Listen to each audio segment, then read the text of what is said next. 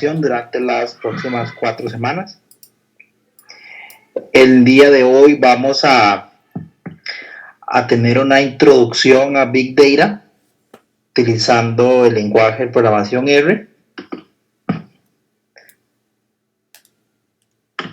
Y lo que vamos a tratar es algunos fundamentos de Big Data y algunos ejemplos sobre algunos paquetes que nos permiten manejar Big Data en R.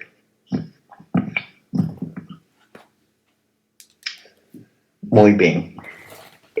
Bueno, antes de comenzar, tal vez recordarles a todos que ya el material está disponible en el aula virtual.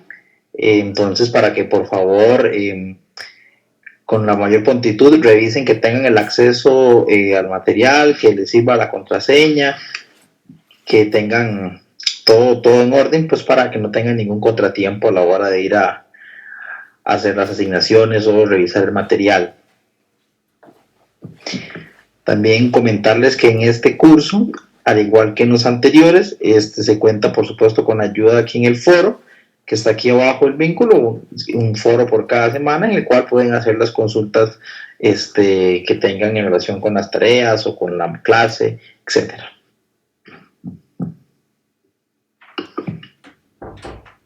Muy bien. Entonces, para dar inicio, vamos a empezar hablando sobre qué es Big Data en general.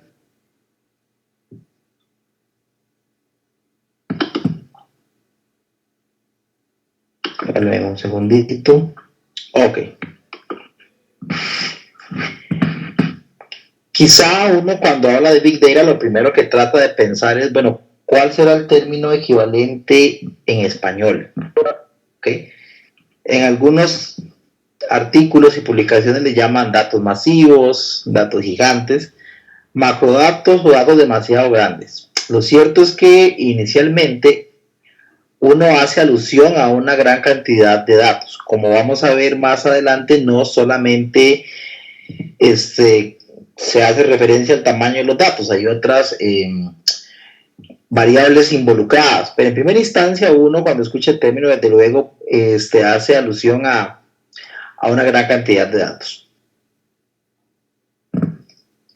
Es un término que fue introducido en gran parte por la gente de la área de administración de negocios. Sin embargo, en general, al igual que la mayoría de conceptos que van apareciendo, siempre es un poco difícil saber exactamente cómo surgieron, porque muchas veces estos conceptos surgen de manera simultánea de distintas disciplinas, con distintos enfoques, distintos puntos de vista, que dependerán un poco de las corrientes ideológicas que se manejen. Sin embargo, es todo que es un tema el cual está bastante en boga y que ya es muy utilizado, muy aplicado por muchas compañías en sus procesos de toma de decisiones. Y pues por eso es que vamos a tratar de ahondar un poco en esta asignación, en este curso acerca de este tema.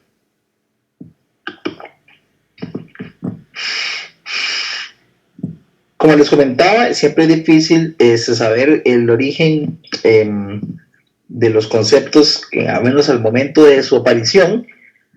Lo importante aquí es saber que también va muy de la mano con otro concepto que se llama Open Data o datos abiertos, que es todo un movimiento en el cual está inmerso y relacionado el Big Data. Uno de los primeros artículos o publicaciones que hace en alusión al concepto de Big Data es un famoso artículo o documento publicado por McKinsey en junio de 2011, en el cual lo definen como conjunto de datos cuyo tamaño va más allá de la capacidad de captura, almacenado, gestión y análisis de las herramientas de bases de datos tradicionales. Como vamos a ver, eso es gran parte de lo que define el Big Data en lo que vamos a estudiar acá. Otro concepto que se encuentra altamente involucrado o relacionado cuando se habla acerca de Big Data es el término de Cloud Computing. ¿ok? O computación en la nube, como quieran llamarle. Básicamente, en el mercado hoy en día hay dos grandes proveedores de este servicio, que son Microsoft con su Microsoft Azure y la gente de Amazon con su plataforma de Amazon Web Services o AWS. Ambas compañías ofrecen todo tipo de servicios en la nube, desde servicios de procesamiento, servicios de colas de mensajería, servicios de almacenamiento, servicios de respaldos. Puedes crear su propia infraestructura tecnológica virtualizada dentro de los equipos de Amazon, su red, sus equipos, estarlos todos ahí, configurar permisos, accesos y demás. Es toda una infraestructura que permite hacer cómputo en equipos que se encuentran pues geográficamente lejanos de mi ubicación y mediante distintos tipos de acceso permiten la configuración y la gestión de estos equipos. En la vida cotidiana, algunos de los servicios derivados de cloud computing que podemos ver en el día a día son, por ejemplo, el SkyDrive, el Google Drive, el Dropbox y demás, que son servicios de almacenamiento en la nube, pero por supuesto, como les comentaba, el cloud computing es mucho más que solamente servicios de almacenamiento de datos en línea, sino que también puede alquilar, rentar, por ejemplo, un servidor en Amazon de cierta cantidad de memoria, de cierta capacidad de procesamiento y hacer un pago por uso. Usualmente se paga por horas enteras para hacer mis cómputos. La razón por la que este concepto está relacionado con Big Data es porque habitualmente cuando se inician proyectos de Big Data se tiene pues que procesar grandes cantidades de datos y tal vez no se tiene la infraestructura o se tienen problemas típicos que requieren gran demanda de potencia de cómputo, pero solamente en ciertas partes del mes o partes de la semana, tal que hace más factible o más viable el hecho de rentar un equipo poderoso por algunas horas en ciertas franjas horarias o en ciertos días en lugar de provisionarme mi propia infraestructura. ¿Okay? Eso ya dependerá un poco del modelo de costos de fondeo que tenga pues, la compañía para la cual se esté desarrollando el proyecto. Pero en general es un recurso que se tiene pues a la mano, el cual nos puede permitir expandir nuestra potencia de cómputo a partir pues del alquiler o de la compra de esos servicios a proveedores, como les mencionaba, como son Amazon y Microsoft, que no son los únicos, desde luego hay varios más. Hewlett Packard por ahí también tiene un servicio de cloud computing, pero bueno, los que se encuentran más desarrollados hasta el momento son los de Microsoft y los de Amazon. Muy bien.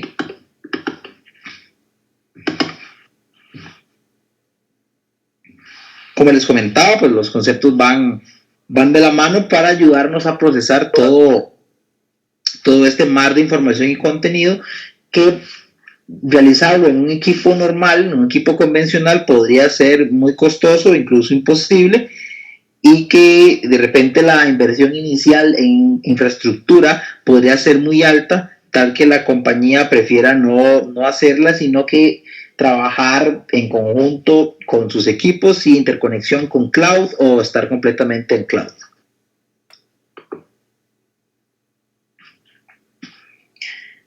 Ya tratando de ir entrando un poco más a fondo en lo de la definición del concepto del Big Data, por acá tenemos esta otra perspectiva de definición dada en la ONU en el 2012, donde se trata de definir Big Data como un volumen masivo de datos, tanto estructurados como no estructurados, los cuales son demasiado grandes y difíciles de procesar con las bases de datos y software tradicionales. Acá es importante en esta definición, a diferencia de la de McKinsey que vimos hace unos instantes, y es ver que menciona el concepto de datos no estructurado. ¿Ok? Habitualmente la información que se encuentra en una base de datos relacional pues tiene una estructura tabular en tablas compuestas por filas y columnas. Cada una de las columnas tiene un tipo definido, etcétera. en tamaño. Sin embargo, existe información que podría no encajar adecuadamente en tecnologías como esas. Tal es el caso de la información que se baja de la web. Pensemos, por ejemplo, en que quiero hacer una extracción de los comentarios de un Facebook, de la cuenta de Facebook de mi compañía, de la cuenta de Twitter, que quiero hacer alguna operación que haga crawling o arañado de datos de sitios web, que en general es información que no cuenta con una estructura definida. ¿Okay? Que no es posible de gestionar con un motor de base de datos relacional convencional, sino que requiere de tecnologías más especializadas que hacen alusión a todos lo que llaman el movimiento no SQL, que son motores de bases de datos capaces de administrar información que no tiene una estructura pues rígida y definida. Entonces, interesante acá ver que en esta definición pues se incluye también ese componente de dejarla abierta la posibilidad de manejar datos que no sean estructurados. Habitualmente, cuando uno habla de Big Data, hay al menos 3 conceptos adicionales que están ahí asociados, y son el volumen, la velocidad y la variedad. Conforme vamos a ir viendo en la presentación, se va a ir definiendo cada uno de estos conceptos y cómo se relacionan, ¿ok? Pero básicamente el volumen hace alusión al tamaño, la velocidad es a la gran velocidad a que se van generando datos hoy en día, y a la variedad hace alusión a la idea de información proveniente de distintos orígenes de datos y que inclusive podrían ser de distintas tecnologías y distintos tipos de estructura, o algunos estructurados y otros sin estructura. ¿Ok? Lo importante es que cuando hablamos de Big Data vamos a estar relacionados con este concepto de lo que llaman las 3 V's, de volumen, la velocidad y la variedad. Y la idea es poder tener soluciones eficientes que permitan el procesado de información de manera ágil, que faciliten el proceso de toma de decisiones, ¿okay? En el sentido de que también la solución tiene que estar en el tiempo o en el momento oportuno, pues para poder ser implementable y ser de valor a la organización.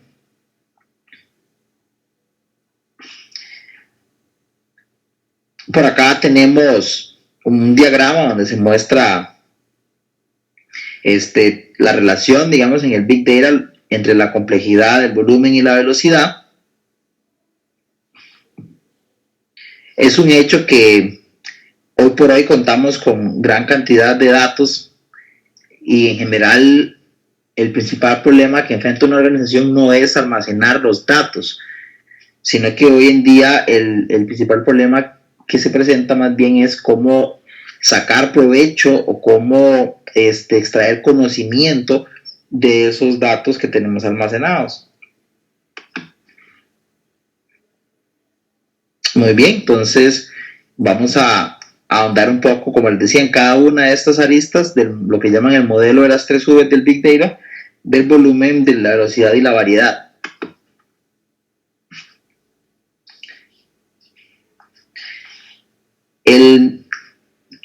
Cada una de estas aristas es muy interesante y depende un poco también como del contexto en el que se observe o en el que se le mida.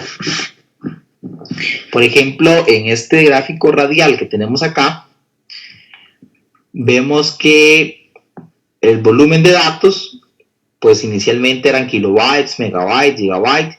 Hoy quizás para hablar de un alto volumen tenemos que estar hablando alrededor de terabytes o petabytes. Sin embargo, por supuesto, hace 10 años hablar de gigabytes era bastante fuerte. Ya hoy por hoy no es tan impactante, pues las tecnologías con las que se cuentan pueden procesar bases de datos de varios gigas de manera simple. Por otro lado, igualmente la variedad de los datos, inicialmente solamente se tenían accesos a información que se encontraba en tablas o bases de datos. Posteriormente ya hubo un auge más fuerte de gestión de contenido multimedial, como audios, videos, contenido de la web, imágenes, y hoy por hoy ya nos encontramos en una etapa donde hay pues casi de todo tipo de contenido, También información de redes sociales, aplicaciones móviles, sensores y demás, que son dispositivos que producen toneladas de información segundo a segundo, y que todos son de tecnologías muy diversas y de tipos de formatos muy distintos, inclusive algunos, como les decía, con estructuras no definidas y demás. Y la velocidad, en este caso, hace alusión a la velocidad con la que se procesan los datos. Inicialmente se hacían procesamientos por lotes o batch, después procesamientos periódicos o cercanos a tiempo real, y hoy por hoy se espera poder construir soluciones que permitan dar respuestas en tiempo, básicamente en tiempo real, para ayudar a las compañías a tomar una decisión informada. Ok. Como les decía antes, el problema del almacenamiento de datos era bastante retador. Actualmente la dificultad más grande respecto al volumen no es el almacenamiento de los datos, sino más bien la gestión o la extracción de conocimiento. También pues que por supuesto que conforme pasa el tiempo hay más información almacenada en históricos de bases de datos transaccionales que las compañías han ido recolectando con el pasar del tiempo y que desde luego esperan pues utilizar en alguna medida dentro de sus procesos. La U de la variedad quiere decir que la información se encuentra en todos tipos de formatos, como por ejemplo bases de datos tradicionales, pueden tenerse almacenes de datos jerárquicos, pueden ser sistemas OLAP, pueden ser documentos de texto, correos electrónicos, mediciones de algún tipo de dispositivo médico, multimedia en general, como puede ser audio, video, puede ser información bancaria, información bursátil, etc. Según algunos estudios, algunos cálculos, cerca del 80% de los datos de las organizaciones no son numéricos, y esto es un desafío desde luego bastante grande, pues la forma de analizarlos y procesarlos es bastante diferente. Y la velocidad designa la rapidez con las que se generan datos y con la que debe procesarse para satisfacer la demanda. Una buena tecnología de Big Data, una buena plataforma, desde luego pues debe ser capaz de poder almacenar y trabajar en tiempo real o muy cercano al real con las fuentes generadoras de los datos para producir valor a través de ello. Y por supuesto debe de ser veraz, que por aquí más adelante vamos a hablar un poquito de eso. Como vemos, entonces, en realidad el Big Data no solamente se hace alusión a volumen, sino que hace alusión también a la velocidad y la variedad, lo cual ya nos da un panorama un poco más amplio acerca de lo que es el Big Data.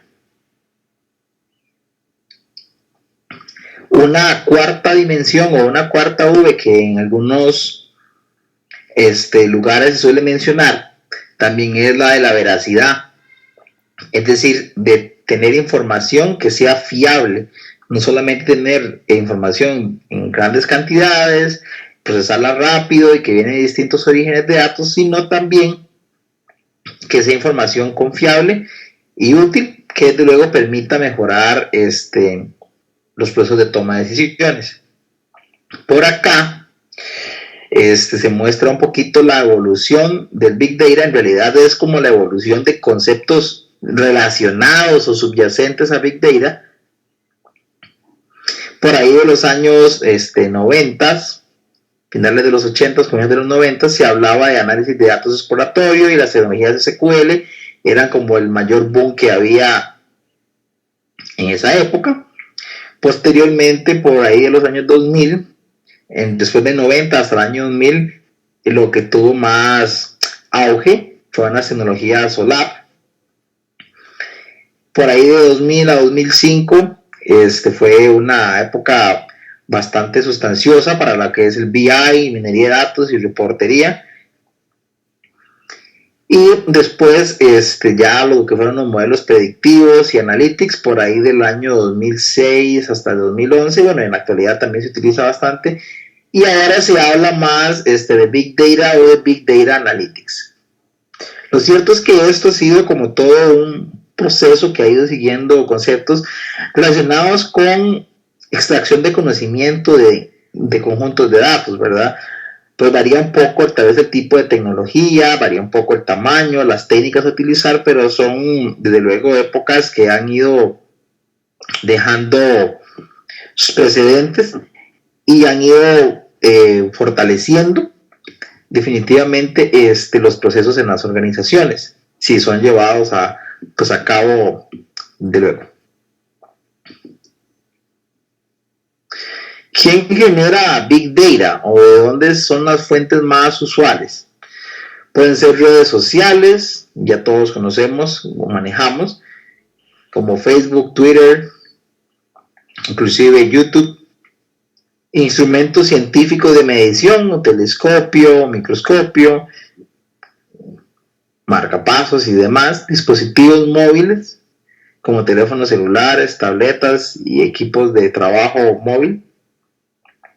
Redes de sensores, cajeros automáticos con información bancaria de los retiros, cantidad de remanentes por moneda y desde luego los comercios en sus puntos de venta. Esos son solamente algunos de los ejemplos de posibles entornos en los cuales se producen o se generan grandes conjuntos de datos. Cuando hablamos de Big Data o de Big Data Analytics, estamos hablando de toda una combinación de cosas que se requiere también hacer uso o echar mano a técnicas relacionadas con el Machine Learning o aprendizaje automático, y también con la estadística, por supuesto, y toda otra gama de técnicas relacionadas con análisis exploratorios, modelos predictivos, modelos de resumen o sumarización, modelos simbólicos, que se van a estudiar un poquito en este curso. Que alcanza con unos 100 megas. Ok. Entonces, como les comentaba, esos son conceptos relacionados con el Big Data y el Big Data Analytics.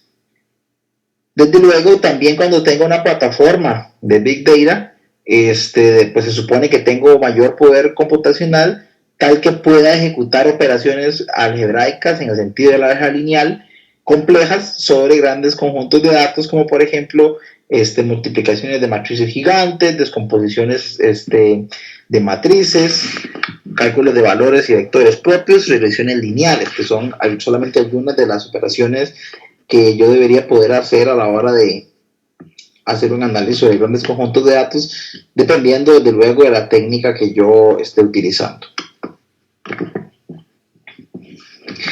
Tal vez algunos se están preguntando, bueno, ¿qué tan grandes tienen que ser mis datos para que yo diga que un proyecto es de Big Data o no es de Big Data?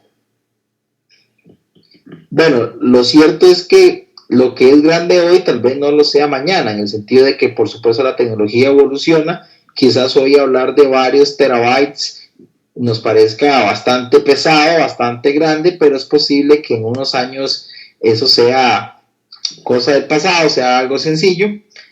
Lo cierto es que al menos se habla de un volumen tal que procesarlo en un sistema de base de datos convencional es difícil, ¿ok? Entonces se está hablando sí de un tamaño ahí respetable, razonable, pero como les decía, dependerá en gran medida, pues por supuesto, del momento en el tiempo en que se vea, de la potencia de los equipos en los que se ejecute, pues para decir si un proyecto calza dentro de Big Data o no en el sentido del volumen.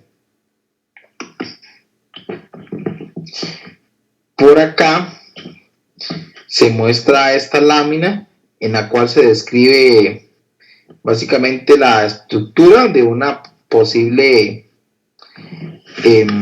plataforma de Big Data en una organización. Por acá se tienen servidores web, se tienen conexiones a redes sociales, información multimedial, información de los sistemas de la operativa diaria, o sea, transaccionales. Vea que por acá en este diagrama se tiene un clúster de Hadoop, que es una tecnología muy utilizada en Big Data, de la cual vamos a hablar un poquito aquí en el curso. También se tiene un área ya de una bodega de datos de combinación de información y se tienen distintas salidas a partir de las bodegas de datos, como por ejemplo lo que son los analytics, business intelligence y data marts. ¿Ok? Solo para tener una idea de los actores o de los elementos que pueden estar involucrados en un proyecto de esa naturaleza. Hadoop, que es un actor bastante protagónico en lo que es el Big Data, es una plataforma de código abierto que fue creada por la gente de Google y hoy por hoy es administrado por el equipo de la Apache Foundation, ¿ok? Que es una fundación de software libre que administra varios software de estos. Lo cierto es que inició con algo que se llamaba el Google MapReduce y el Google File System y posteriormente evolucionó a dos componentes más que son el Hadoop Distributed File System, que es un sistema de archivos distribuido, y el MapReduce.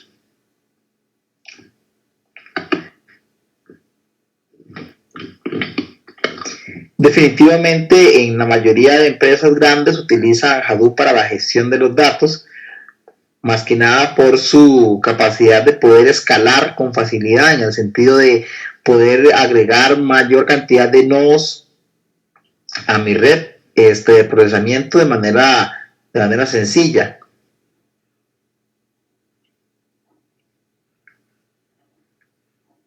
La forma en la que trabaja el Hadoop por dentro básicamente es utilizando un paradigma de programación que se llama el MapReduce y básicamente consiste en segmentar este problema en una primera etapa de mapeo, distribuir esas cargas a través de ese mapeo y después cada uno de los nodos realiza una reducción para obtener un resultado parcial, el cual después es conjuntado. Aquí desde luego se está esperando que cuando uno tiene una herramienta como Hadoop, se está trabajando en un clúster de computadoras, es decir, se esperan que hayan varios equipos interconectados. Actualmente se espera que hayan al menos 4 o 5 equipos, en el cual uno es determinado o denominado como nodo maestro y los otros restantes como nodos peones o esclavos que le ayudan a realizar las tareas comunes de manera conjunta. Las tres partes más importantes de la plataforma de Hadoop son el sistema de archivos, que es el Hadoop Distributed File System, el Hadoop MapReduce, que ya les comentaba, y el Hadoop Common. El sistema de archivos de Hadoop tiene una particularidad de que cuenta con un tamaño de bloque bastante grande. Es de 64 megabytes el tamaño de bloque, lo cual quiere decir que de luego esto está pensado en almacenar grandes cantidades de datos. Para darnos una idea, habitualmente el tamaño de bloque de un sistema de archivos convencional es menor a un megabyte. Son unos cuantos kilobytes, o sea, unas cuantas fracciones de megabyte. El sistema de archivos de Hadoop que trae el tamaño estándar de 64 megabytes también permite expandirse a tamaños más grandes, pero lo importante es tener en cuenta que definitivamente sí está creado para manejar grandes volúmenes de datos.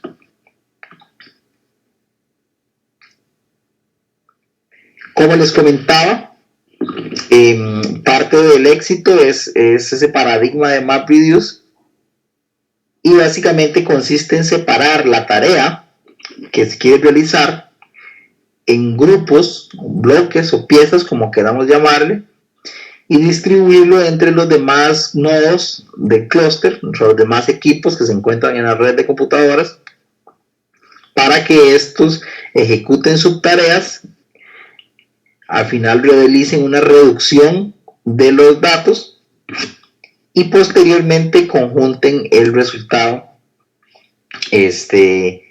para tener ya una salida definitiva. Acá es importante también tener en cuenta que en un clúster de Hadoop habitualmente hay gran cantidad de redundancia. De hecho, el default cuando uno tiene un clúster de Hadoop hay una redundancia de 3 copias.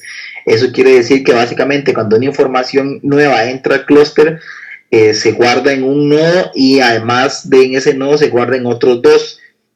Esto con varias finalidades. Una de ellas es para lograr alta disponibilidad, es decir, que si hay un fallo en alguno de esos equipos, los otros 2 puedan responder con su respectiva copia de información.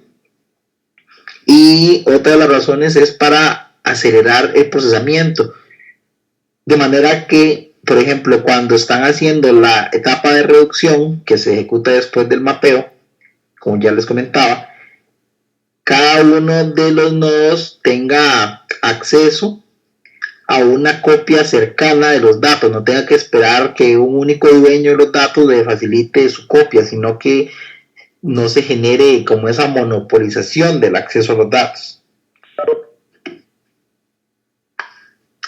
En esta figura vemos un ejemplo justamente de eso. Aquí tenemos un par de racks, un nodo de Hadoop, y vemos cómo, por ejemplo, este bloque de datos 1 está repetido por acá y también está replicado por acá en este otro equipo del mismo rack, y pues también para el bloque 3 y otros bloques por ahí.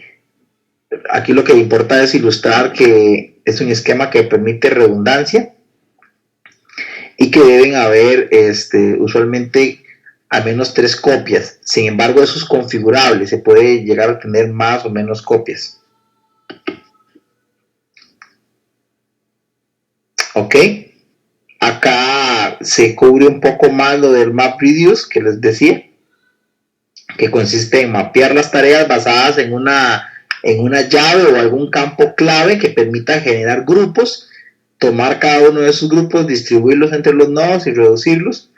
Y bueno, lo importante aquí en esta es que algunas veces hay una etapa intermedia de shuffle, la cual pues sortea o ordena las tuplas los bloques de información de determinada manera que le facilite el procesamiento.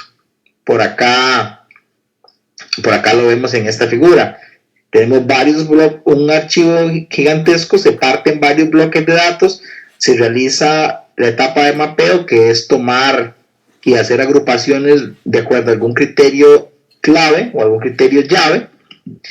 Se generan, en este caso, 2 subgrupos, se realiza un shuffle entre los subgrupos para reordenar la información y se ejecuta la reducción y se tiene la salida.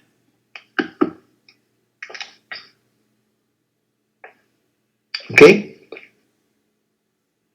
O sea, acá un diagrama que muestra más o menos cómo es un ambiente de una plataforma de Hadoop, en la cual lo que interesa ilustrar es que se puede interactuar con analytics tradicionales. Usted puede tener, por ejemplo, un clúster de Hadoop y hacer reportería en tecnologías como, por ejemplo, ¿cómo se llama? ClickView, de la compañía Click. También puede hacer reportería en Microsoft y en algunas otras herramientas de Analytics, como puede también utilizar información proveniente de un Data Warehouse, ya sea que tengas tu ambiente de Hadoop local en la red de tu organización, o bien lo tenga en la nube, o sea, en cloud, o que lo tenga híbrido, que es completamente factible, es decir, que parte de su ambiente esté local y parte del ambiente esté escalado en la nube, ya sea de Amazon o de Microsoft o algún otro proveedor con el que haya hecho contratación. Existe una manera para trabajar Hadoop en R y es el R Hadoop, que es todo una paquetería estadística para manejar grandes conjuntos de datos que se encuentren en Hadoop, manejarlos desde R.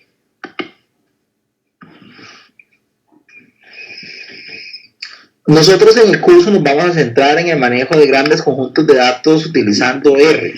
Sin embargo, es importante mencionar que existen otras plataformas también asociadas que podrían ser de mucha utilidad y de mucho interés.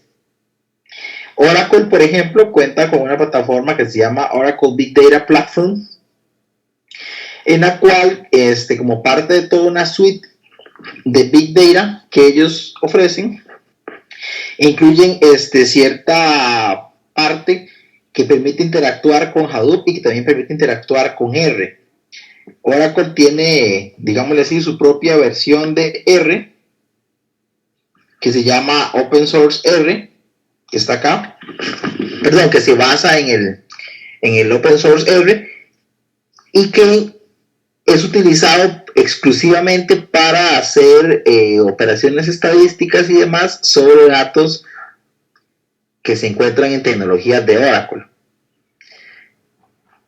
También cuenta pues con toda una suite de otras herramientas, como por ejemplo de las típicas de Analytics de Oracle, el gestor de base de datos de Oracle, que es el Oracle DB, Endeca, que es una parte, una suite también que tiene Oracle para extracción de información y manejo de información a través de redes sociales para hacer sentimental analysis, que es muy utilizado. Lo cierto es que Oracle tiene su suite para Big Data que está integrada con R.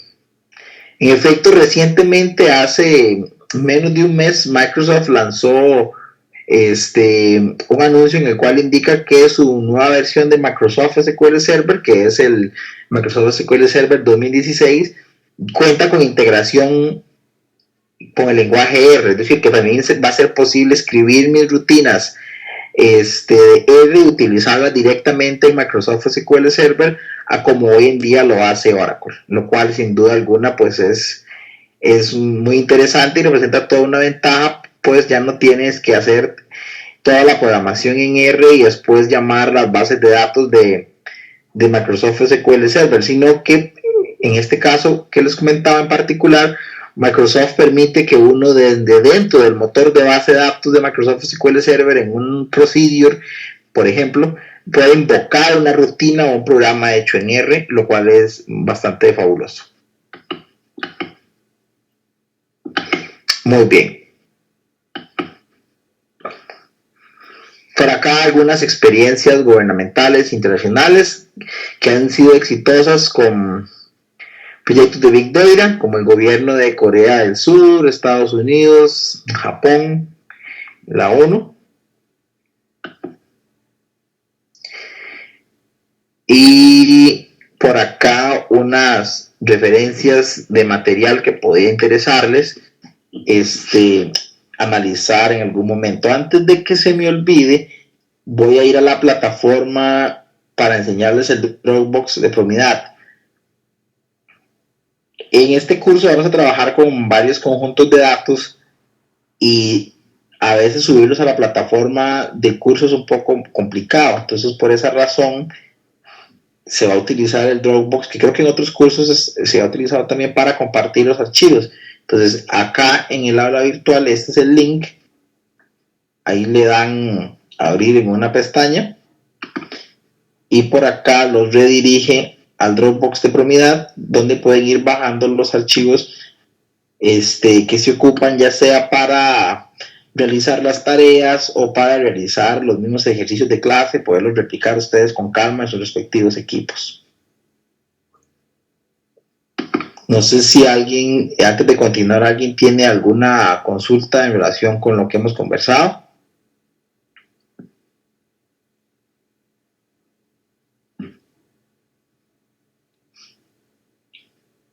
Mientras tanto vamos a ir viendo por acá la parte de Big Data ya propiamente en R, si no hay ninguna consulta. Muy bien.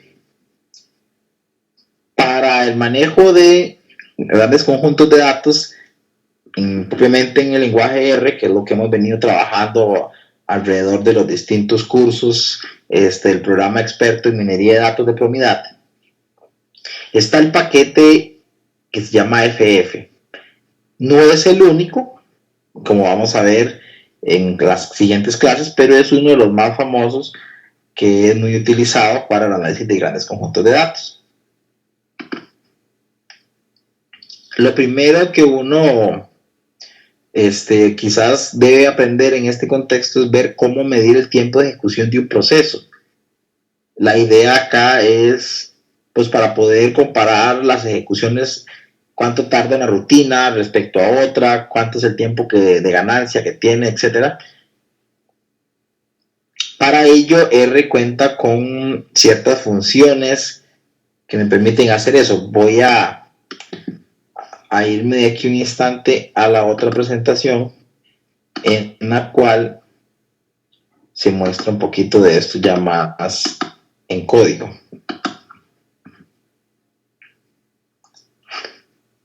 Acá tenemos un código de R sencillo. Aquí se elige el directorio de trabajo con el set WD, que recordemos significa Set Working Directory. Para elegir el directorio de trabajo se carga un archivo.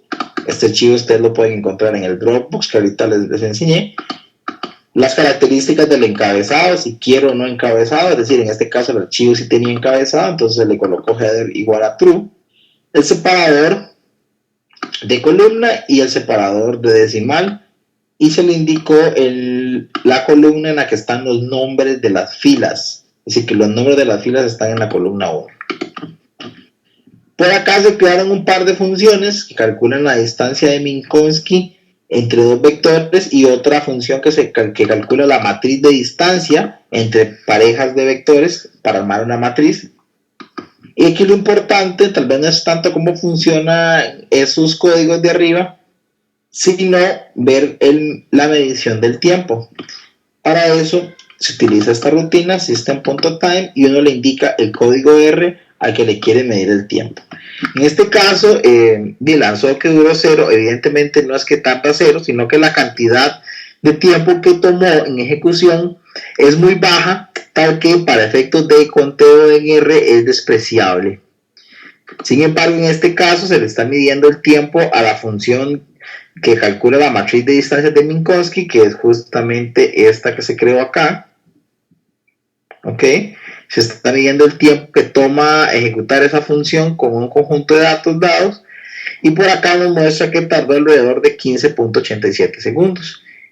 Entonces, básicamente lo que hay que tener en cuenta es la función system_time, que se utiliza para medir el tiempo de un fragmento de código R, y la forma de utilizarlo, es decir, system.time, abre paréntesis, y después ponen todo el código R al que le quieren cronometrar el tiempo, y al puro final ponen un paréntesis para cerrar el llamado system_time. Es realmente muy sencillo.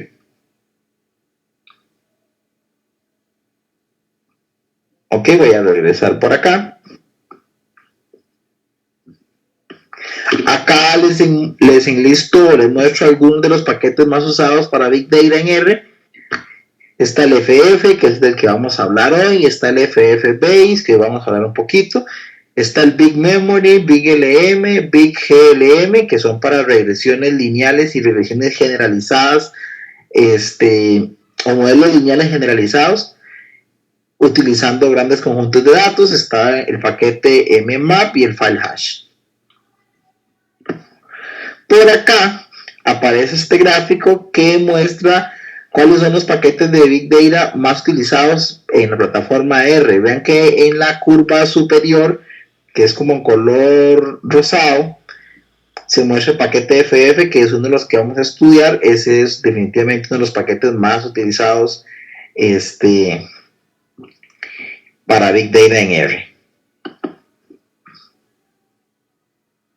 Muy bien, ya propiamente hablando un poquito acerca del paquete FF, nos proporciona estructuras de datos que se almacenan en disco y se comportan como si estuvieran en memoria RAM. Vamos a ver, aquí el asunto es el siguiente. Cuando trabajo con conjuntos de datos muy grandes, el principal problema que yo voy a tener es el almacenamiento de la memoria RAM. Habitualmente cuando yo cargo matrices de datos en algún software, qué sé yo, en R o en MATLAB o en la mayoría de lenguajes de programación, toda la matriz vive en la memoria, o todo mi dataset vive en la memoria. Si el dataset es muy grande, si el conjunto de datos es muy grande, podría ser que por más poderoso que sea el equipo, no sea posible almacenarlo por completo en la memoria. Entonces es ahí donde cobra sentido utilizar tecnologías como este paquete FF, el cual hace un mapeo de la información que está en el disco hacia porciones de memoria, y a pesar de que la información sigue almacenada en disco, o sea, en el disco duro, la pueden manejar o procesar de la misma forma que se comporta como si estuviera en la memoria. Básicamente eso es lo que hace a grosso modo el paquete FF, permitir emular al sistema de R que tiene un conjunto de datos muy grande y que está en la memoria, cuando en realidad una porción está en la memoria y la mayor parte de él está en el disco duro. Recordemos que habitualmente el disco duro es varias magnitudes de veces más espacioso, más grande, más abundante que la memoria RAM. Un equipo típico puede tener 6 u 8 gigabytes de memoria RAM y puede tener 200 o 500 gigabytes de disco duro. Entonces, con el paquete FF, como les comentaba, lo que voy a poder es manejar información en disco, pero que el R la administre o crea como que si estuviera en memoria RAM. Por acá nos comenta el compañero Mauro que si es como paginar memoria en los sistemas operativos. Sí, es básicamente un tipo de técnica parecida a la paginación para, digamos así, sacar memoria donde no hay, o sea, emular memoria mediante disco. También nos pregunta por acá Mauro que si no hay un paquete para paralelismo. Sí, hay un paquete que se llama, hay varios, hay uno que se llama Snow, que vamos a, de hecho, utilizar creo que en la próxima clase, que permite el manejo de computación concurrente en R. Y desde luego permite paralelismo. Excelente, con mucho gusto, Mauro. Ok. Los objetos del paquete FF habitualmente se van a comportar como un data frame común y corriente, de los que ya todos conocemos y hemos manejado a través de los distintos cursos de R. Permite manejo de subíndices, aplicarle funciones, hacer subconjuntos, etc. Muy similar a un data frame común y corriente, los que hemos utilizado, pero con la diferencia que les decía que no se encuentra por completo en memoria.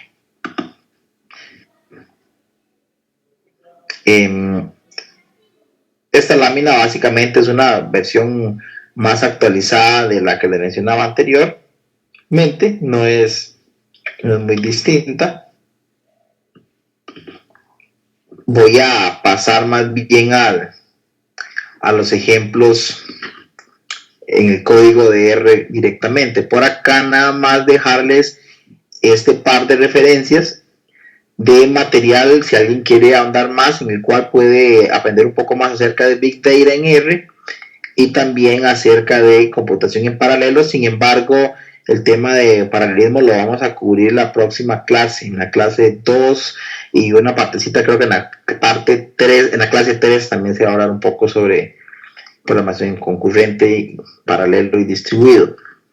Muy bien, regresando acá a los ejemplos, vamos a ver cómo funciona este paquete FF.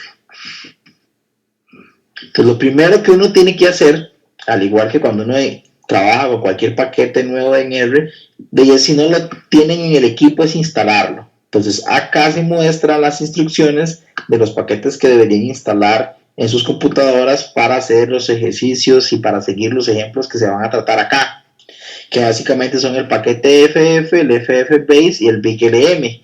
Los dos primeros son para la administración de grandes conjuntos de datos y el tercero es el Big LM, es para poder hacer regresiones lineales sobre conjuntos de datos grandes. Muy bien. Después de que ya tenemos los paquetes instalados, lo que uno debería hacer es cargarlos a la computadora, al R, para que el R sepa que ya los vas a utilizar. Entonces usamos el comando library, el nombre del paquete, nada nuevo hasta aquí, dado que por supuesto ya todos han pasado por los demás cursos de R y ya son expertos en eso. Acá estamos creando un vector común y corriente, no es un vector clásico, no es un vector de tipo FF, ni mucho menos. Vean que le asigno una variable que se llama vec con los datos del 1 al 10. Le pregunto de qué tipo es, me dice que es un arreglo de enteros. Ahora, si yo quiero convertir ese vector, que es un vector clásico de tipo de dato entero, a un vector FF, yo llamo la función FF y le proporciono el vector, guardo el resultado y pregunto de qué tipo es con class. Ya me dice que es de tipo FF vector o de tipo FF. Eso quiere decir que este vector que está acá no se encuentra del todo almacenado en la memoria, sino que hay alguna porción que está en memoria y otra que está en disco. La mayor parte debería estar en disco. Claro, en este caso pues es muy pequeño, no tiene mucho sentido. Más adelante vamos a ver ejemplos un poco más fuertes.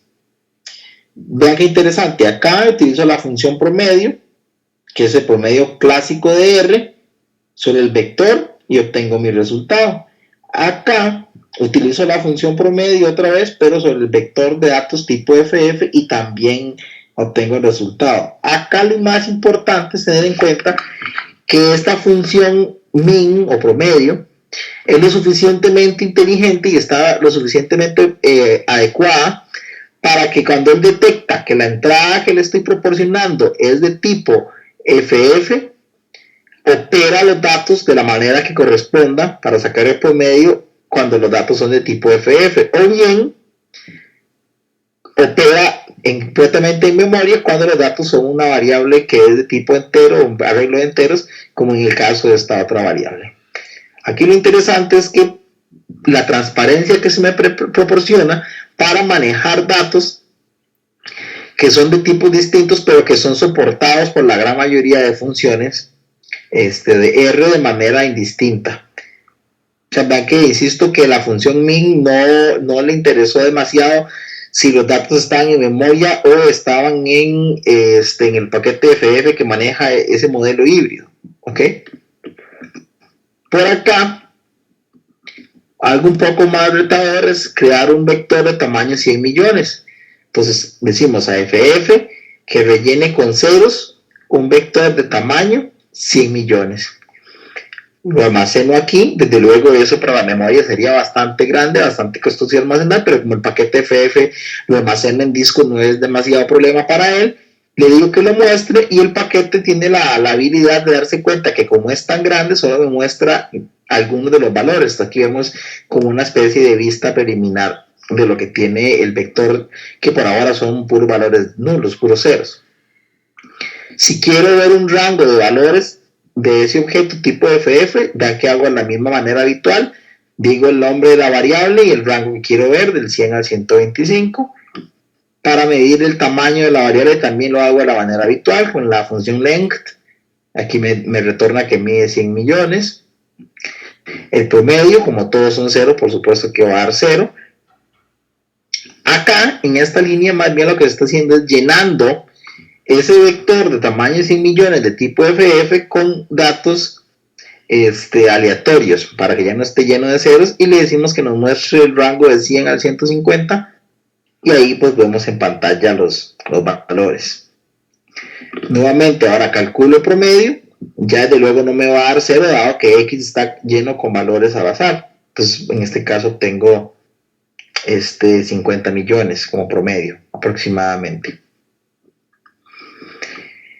Muy bien. Ahora vamos a ver en este ejemplo de acá cómo procedo yo para recorrer manualmente en un ciclo un vector de tipo FF. En este ejercicio lo que se hace es calcular el máximo de un vector. Siendo rigurosos, eso se pudo haber hecho con la función max directamente. Sin embargo, acá se hace con el fin de ilustrar justamente lo que les decía, cuál es el mecanismo para recorrer manualmente, por llamarlo de alguna manera, o bloque a bloque, ese vector, en este caso que se llama X, que es de tipo FF, para hacer alguna operación y en este caso encontrar el máximo. Entonces este fragmento de código es muy sencillo, inicia una variable m que es donde va a almacenar el máximo, la inicializa en menos infinito, eso ya es conocido por ustedes. Acá lo más importante es esta instrucción, chunk, que básicamente lo que hace es traer un bloque o un fragmento, lo que conocen como un chunk, de datos de los que están en X y los va a operar. Entonces él va y extrae un bloque de datos que está en disco, que están asociados a la variable X, los trae a R y hace esta operación, que es encontrar el máximo entre ese bloque y lo que ya había almacenado en M. Y así va y trae el siguiente bloque, el siguiente bloque, el siguiente bloque, hasta que llega al final y el número más grande queda en la variable M, que es la que se está utilizando en este caso. Entonces, en este ciclo aquí lo importante es no tanto el cálculo del máximo, que por supuesto es importante, pero sino más bien el uso de esta instrucción chunk que me permite extraer un fragmento o una porción de la variable X que inicialmente se encuentra en disco, como les decía, y traerlo a la memoria de R. Podría ser que yo tenga un data frame de R y lo quiera convertir a un data frame tipo FF porque sea muy grande o por la razón que se requiera y que quede pues en disco. Entonces aquí el ejemplo que se realiza es, se cargan los datos de iris, que son los datos clásicos de las flores que ya ustedes conocen de sobra, para los cuales se miden el largo y el ancho del sépalo y el largo y el ancho del pétalo. Ahí se muestra la información. Esos conjuntos de datos ya vienen con el R, pero vienen como tipos de datos data frame, o sea, no son de tipo FF. Acá se está introduciendo esta instrucción que se llama as.ffdf, que básicamente lo que hace es decirle a lo que yo le pase aquí por argumento que lo convierta en un FFDF, es decir, en un data frame de tipo FF. ¿Para qué? Para que ya no esté por completo en memoria, sino que esté más bien en ese mapeo de memoria a disco. Vean que le pregunto a esta variable qué clase es y ella me dice que es de tipo FFDF. Si yo le pregunto la clase a Iris, me va a decir que es de tipo DataFrame. Vean que la función head, para ver una vista preliminar de los dataframes y las variables, también funciona con los dataframes tipo FF. Aquí vemos un preliminar de los datos que se cargaron. La función str también funciona adecuadamente, también trabaja bien. La función promedio, ya la habíamos visto. Aquí lo que se es calculando el promedio de la primera columna de esos datos de iris FF, que es una versión de los datos de iris, pero almacenado, como les decía, en una matriz o en un data frame de tipo FF. Por acá, si yo deseo hacer una búsqueda sobre un conjunto de datos que se encuentra almacenado en una variable de tipo FF, utilizo la función ffwhich, que es similar a la función which de R. Digo dónde quiero hacer la búsqueda y digo cuál es el criterio. Y él acá me retorna el índice de las filas que satisfacen esa regla o criterio. Y bueno, yo lo puedo usar para ir a extraer los valores. Entonces acá lo que se dice es, bueno, dígame cuáles de las casillas de iris FF satisface que el ancho del sépalo es mayor a 2. Los que lo satisfacen se guardan su número de fila aquí y por acá se utiliza para mostrarlo.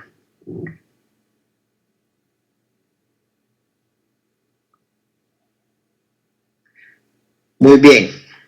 No sé si a este momento alguien tiene alguna consulta en relación con lo que hemos visto del paquete FF y FFBase antes de continuar.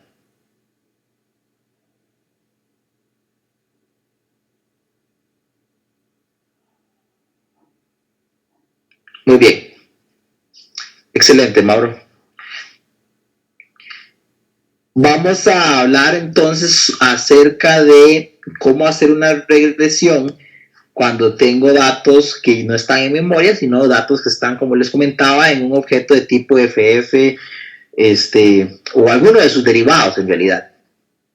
Entonces tomo los datos que están en un data frame clásico, los convierto a un data frame de tipo FF, lo almaceno, y ahora en vez de usar la función LM, que es la que utilizábamos anteriormente para hacer regresión lineal, en R usamos la función BigLM, que me permite justamente operar sobre grandes conjuntos de datos para hacer una regresión. Y le digo que quiero predecir el largo del sépalo utilizando el largo del pétalo, tomando los datos que se encuentran en el data frame que acabamos de crear, que es de tipo FF. Vean que yo le puedo preguntar los coeficientes del modelo y me responde de una manera muy similar. Esta función BigLM por dentro, desde luego, que hace toda la programación necesaria para poder operar y ir extrayendo los datos del disco, subirlos a memoria y hacer todos los mapeos de datos, etcétera, y hacer la regresión pues como tal también, ¿verdad? Y vean que nos retorna salida muy similar a lo que da la función de regresión lineal convencional, que básicamente es la pendiente y la intercepción, ¿verdad? Que es una regresión lineal clásica. Por acá tenemos un ejemplo en el cual yo le digo a la función FF en qué archivo quiero que me guarde los datos. Esto es interesante porque cuando usualmente uno indica este parámetro que dice file name, él escoge un nombre automático, un nombre ahí, digamos al azar, en el cual guarda la información de los datos, pues guarda los datos en el disco. En este caso particular, si yo así lo deseo, puedo indicarle el nombre completo del archivo en el que quiero que los guarde, por si tengo alguna necesidad especial que ocupe conocer el nombre exacto del archivo. Sin embargo, habitualmente el paquete FF administra todo eso de manera automática, pero bueno, por lo menos quería ilustrarles que sí se puede especificar el nombre del archivo. Por acá, bueno, estoy diciendo que el vector es de tamaño 10 y que si ya existía lo sobrescriba, es decir, que si ya había un archivo ahí le caiga encima. Es importante que en una misma sesión de R no debería tener archivos con el mismo nombre porque podría tener algunos problemas. Entonces, por favor, tener eso ahí en consideración. Ya después de que creé el vector de tipo FF, que se guardó en el archivo arch1.mat, yo lo puedo operar, le puedo preguntar que me muestre sus datos, puedo extraerle un rango, puedo medirle el largo, puedo hacerle la mayoría de las operaciones convencionales que se le puede hacer a un vector estándar de los que vienen en R. Acá también se está cargando un conjunto de datos de autos que se llama cars, que viene con R. Acá se muestran algunos datos preliminares y estamos transformando ese conjunto de datos en un que está completamente en memoria a un objeto tipo FF, indicándole que lo guarde en un archivo con este nombre, con esta dimensión y que si exista alguno con nombre parecido lo sobrescriba. Acá el sistema nos responde con una vista previa de los datos, lo cual es desde luego siempre positivo para estar alertados de si los datos se están manejando bien. Nunca está de más estar monitoreando un poco ese asunto. Si quiero graficar, vean que esta variable EJ2, EJ2, la segunda columna también, son de tipo FF. Aquí están. Y la función plot las entiende. Y las entiende de la misma manera de como si estuvieran en memoria. Acá le estoy diciendo que grafique esta columna, la columna 1 de esta variable contra la columna 2 de esta variable, indicándole un point character de 16, que básicamente es el punto relleno. Y se realiza la siguiente figura que se muestra acá. Vamos a ver por acá. Nos pregunta Mauro que si está mostrando cómo segmentar en memoria un objeto que tiene muchos datos, pero si tenemos un archivo o base de datos, vamos a ver cómo leerlo y fraccionarlo y ponerlo en el FFDF. Ok, sí. Si uno tiene la información en un archivo de datos, hay una forma de leerlo distinta que no es como el read table clásico sino se llama algo así como readffdf, que se encarga de hacer toda esa gestión, porque claramente si yo leo todo el archivo a memoria para después meterlo en un FF, de la memoria me va a reventar. Entonces sí, la respuesta es que sí hay una forma de cómo hacerlo y sí lo vamos a ver. Creo que eso está en la clase siguiente. Excelente, con mucho gusto, Mauro. Muy bien, entonces como les comentaba, el plot puede manejar los objetos de tipo FF de la misma manera que el plot maneja los objetos data frame comunes y corrientes. Bueno, aquí viene lo que Mauro nos preguntaba. Queremos leer un archivo de datos que podría potencialmente ser muy grande y de una vez almacenarlo en un objeto tipo FF sin pasarlo por una variable clásica o sin pasarlo por un data frame en memoria. La función que se utiliza es esta que se llama readcsvffdf. Vean que una de las funciones, porque hay varias, que habitualmente usábamos para leer un archivo de la forma estándar era readcsv o readtable. Aquí estamos usando esta que es un poquito diferente y se le agrega esta última parte que dice ffdf, a la cual yo le indico el nombre del archivo, le indico si tiene encabezado o no y el separador del columnar, es el separador de columna y el separador de decimal y el indicador de los nombres de las filas. Vean que la sintaxis es muy similar a la lectura de archivos de la manera clásica, con la diferencia de que esta lectura, como les comentaba y como nos decía el compañero Mauro por acá, es que no lo sube a la memoria, sino que lo almacena en el tipo especial de FF, del paquete FF, ¿ok?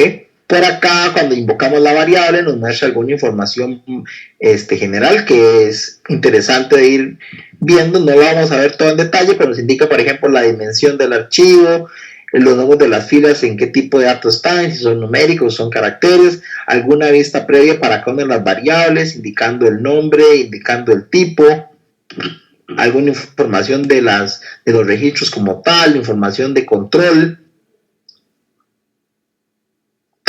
todo un resumen de lo que hay ahí.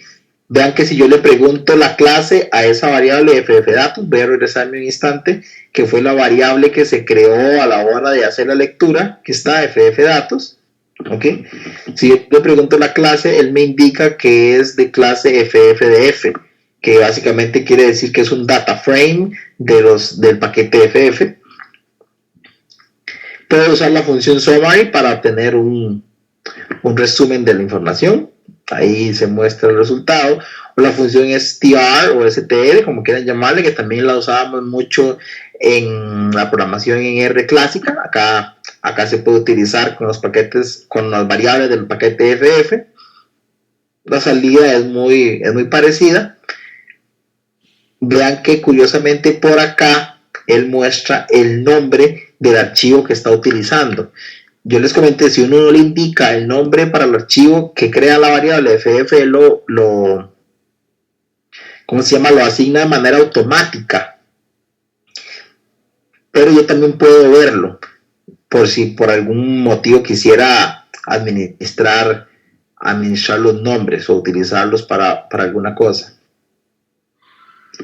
Por acá tenemos una consulta. Don Bernardo nos pregunta que cuál es el tamaño mínimo recomendado de un archivo o la cantidad de registros para utilizar FF. Sí, es una muy buena pregunta. Generalmente se espera que sean archivos de tamaños medianos, grandes, o sea, de varios cientos de megas por lo menos, porque si no lo que va a pasar es que más bien va a ser más lento. Acá hay que tener muy claro el hecho de que si el paquete FF y todos los asociados a él me permiten a mí administrar grandes conjuntos de datos de manera que los guarda en disco y los emula como si estuvieran en memoria, pero por supuesto que el disco, como es más abundante, también es varios órdenes de magnitud más lento que la memoria.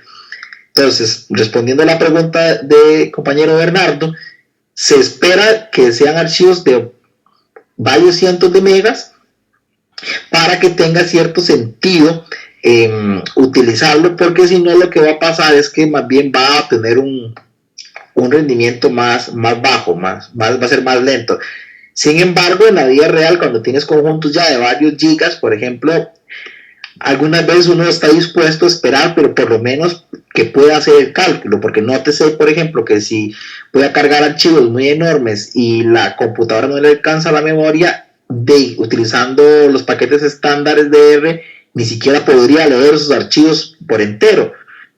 Entonces, claramente sí aporta valor el paquete FF, pero como les digo, sí hay que tener cuidado de no usarlo para datos muy pequeños porque más bien no va a haber ganancia.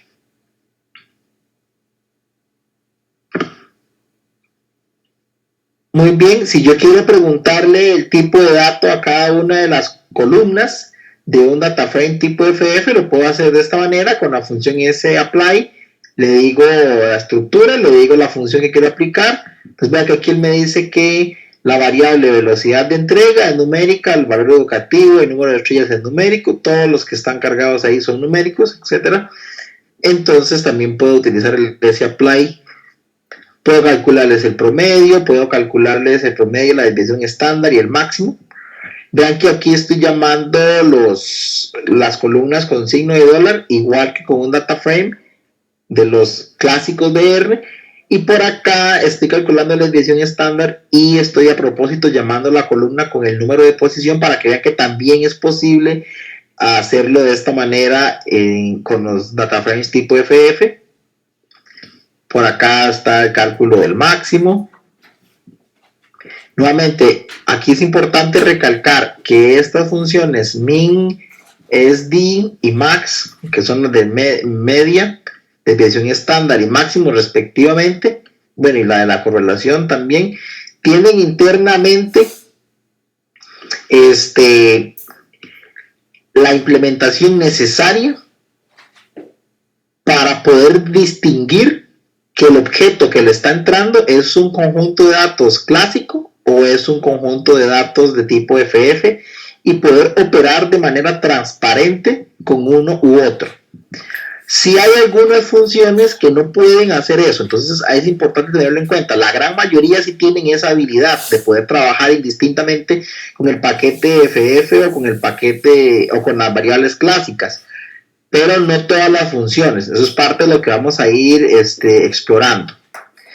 Por acá nos preguntan que si es posible utilizar el FF en la computadora personal o si hay que tener Hadoop. No, lo de Hadoop es aparte. Entonces, respondiendo a la pregunta, sí, claro que sí, el paquete FF se puede utilizar en la computadora, no ocupa instalar Hadoop ni nada por el estilo. Uno sí puede utilizarlo con Hadoop si así lo quisiera, pero no es un requisito indispensable. Por acá nos pregunta Mauro que cómo podemos saber si una función o no tiene implementado su procesamiento para FF. Bueno, eso básicamente se podría uno dar cuenta viendo la ayuda de la función. Ahorita no se me ocurre una manera más sencilla que esa. Ahí la única forma es explorar la ayuda de la función para ver si la persona que creó la función tomó en consideración ese aspecto. ¿Ok? Por acá nos preguntan cuánto en memoria, pero no me queda claro de cuánto en memoria para qué. Tal vez si por favor me aclara un poquito antes de responderle. Ok, la computadora, para usar el paquete FF con la computadora, de una computadora clásica que, digamos, de sobremesa o un laptop debería servir, no sé, con unos 4 GB de RAM, que es lo básico, uno puede perfectamente trabajar ahí. Recordemos que el paquete FF justamente lo que viene también es como ayudar a no usar demasiada memoria. Entonces, con un equipo que tenga unos 4 o 6 GB de memoria estaría bien. Ya en la vida real, por supuesto, dependerá un poco de verdad qué tan grandes sean tus conjuntos de datos, pues podría ser que desde luego una cantidad como 4 o 6 GB de memoria sea muy modesta para tal fin. Pero para efectos del curso, como le digo, con esas medidas más o menos puede trabajar bien. Bueno, y por acá un gráfico adicional de del dos variables, de la variable 2 y la variable 3 que está en el data frame, para ilustrar un poco más acerca del comportamiento de la función plot con datos de tipo FF. Voy a regresarme un poquito al aula. Nada más permítame por acá mover unas cosas.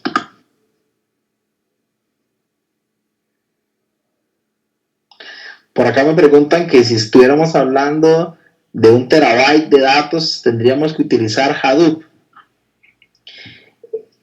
Podría intentar hacerlo con IFF, pero nótese que si usted tiene, digamos, una base de datos o varias bases de datos conjuntas que pesan 1 terabyte, tendría que tener suficiente espacio en la computadora para almacenar todo ese terabyte. Habitualmente eso es poco usual, al menos en una computadora de sobremesa o una computadora de escritorio o laptop.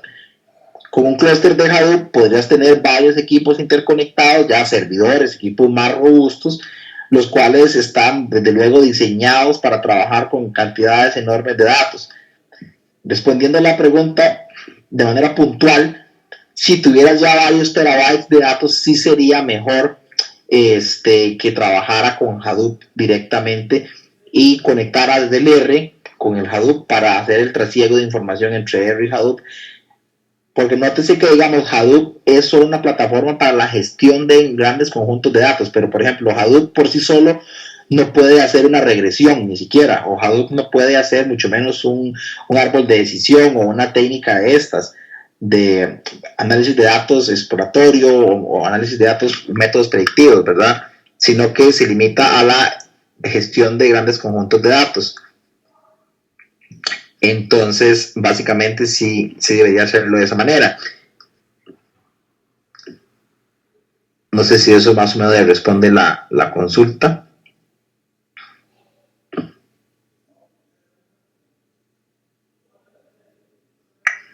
Muy bien. Por acá les voy a mostrar el enunciado de la asignación o de la tarea para la próxima semana. Habitualmente, como se ha venido haciendo en los cursos anteriores, es para una semana el tiempo que tienen. Por acá pregunta algunos conceptos teóricos, digamos, conceptos básicos acerca de Big Data. En realidad, de esos casi que todos los comentamos en clase. En la pregunta 2 pide que utilizando un ciclo for programe su propia función en R para calcular el promedio o la media aritmética de un vector y que luego con un vector lo más grande posible compare el tiempo de ejecución de su función con respecto a la función min de R. Recuerden que al comienzo de la parte de la programación de los códigos que vimos hoy, vimos la función que se utiliza para medir el tiempo, que es el system time. Entonces aquí lo que tienen que hacer es utilizar esa función para crear un vector un vector bastante grande, calcular el promedio con la función de R y calcular el promedio con la función que ustedes hagan. En la tercera pregunta, utilizando el paquete FF, tiene que hacer una matriz de esa dimensión que está ahí, llenarla con números aleatorios y hacer todos esos cálculos que se indican acá. Recuerden instalar los paquetes. Por acá me preguntan que si en el ejercicio 2 llenan los valores de manera aleatoria. Sí, los valores que le pongan no importan mucho, los pueden generar de manera aleatoria ahí con la función respectiva. Puede ser con rnorm, que es una de las más usadas, pero puede usar alguna de las otras si así lo desea.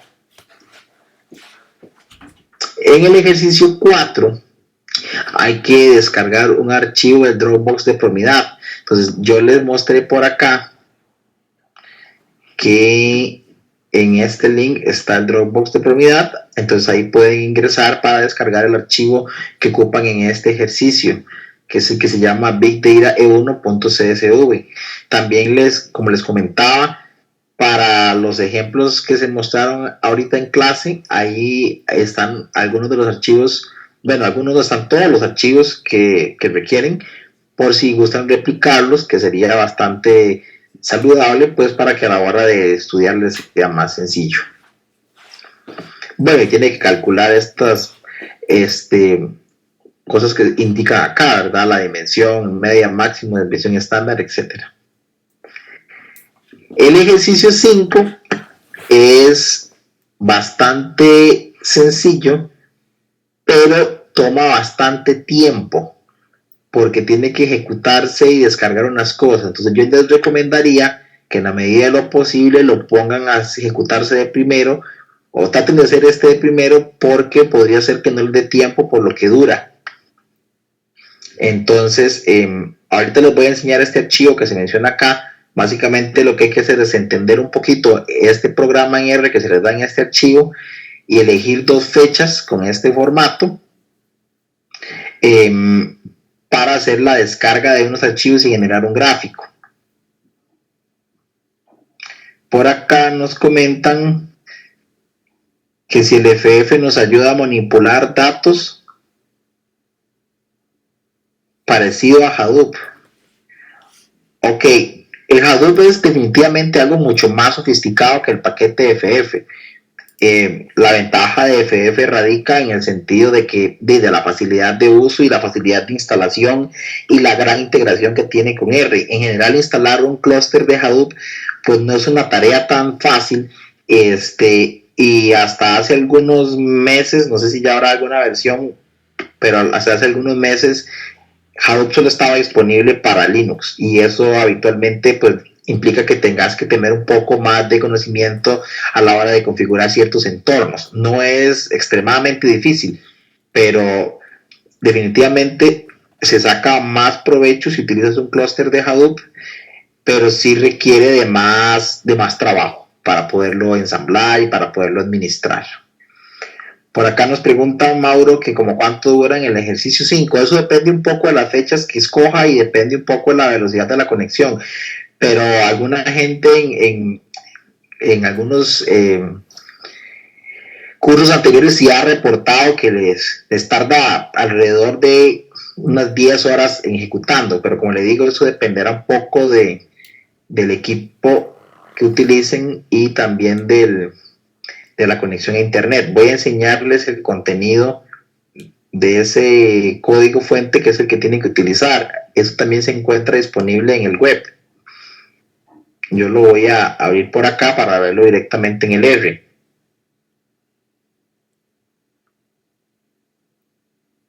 Regálenme un segundito para hacerlo más así. Ok. De este código es el que se encarga de hacer un gráfico, que es la salida, que es un gráfico muy similar al de gráfico de líneas que se mostró en la presentación. Ustedes lo que tienen que hacer es modificar la fecha de inicio y la fecha de fin de este programa para que él haga todo un cálculo sobre las visitas que se han hecho de las descargas de los distintos paquetes de R relacionados con Big Data.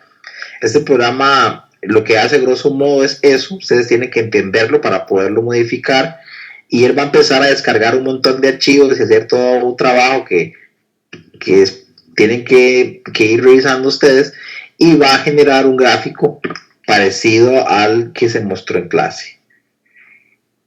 La recomendación es tal vez no escojan fechas muy amplias, es decir, escojan nada más el último mes, porque si escogen desde el 2014 o desde el 2013, el programa va a tener que bajar más archivos y va a tardar pues más. Igual, por supuesto, si a alguien se le presenta algún problema, ahí nos puede escribir en el foro y con muchísimo gusto tratamos de resolverle las inquietudes, pues para que no se queden ahí atascados con algún ejercicio. No sé si alguien tiene alguna consulta antes de terminar.